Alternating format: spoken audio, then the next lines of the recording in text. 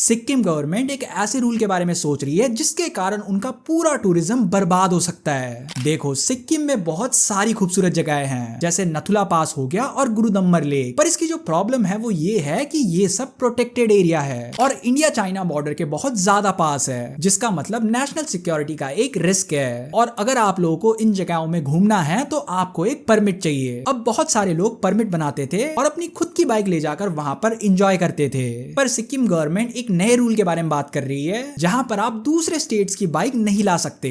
अगर आप लोगों को यहाँ घूमना है तो आपको सिक्किम की गाड़ी रेंट करनी पड़ेगी और ये रूल खाली प्रोटेक्टेड एरिया के लिए है। सिक्किम की बाकी जगह आप कहीं की भी गाड़ी घुमा सकते हो। अब इस रूल के पीछे का कोई स्पेसिफिक कारण तो नहीं बताया गया है, पर यह माना गया है कि इससे स्टेट को फाइनेंशियल फायदा होगा। अगर आप लोगों को घूमना है तो आपको वहीं की गाड़ी रेंट करनी पड़ेगी, मतलब टूरिज्म में ज्यादा कमाई। अब जैसे ही बाइकर्स को इस चीज के बारे में पता चला तो वो इस चीज से काफी ज्यादा उदास है, क्योंकि मानो या ना मानो ऐसे जगहों में अपनी बाइक ले जाने का अलग ही मजा होता है। वो मजा किसी रेंटेड बाइक में नहीं आ सकता।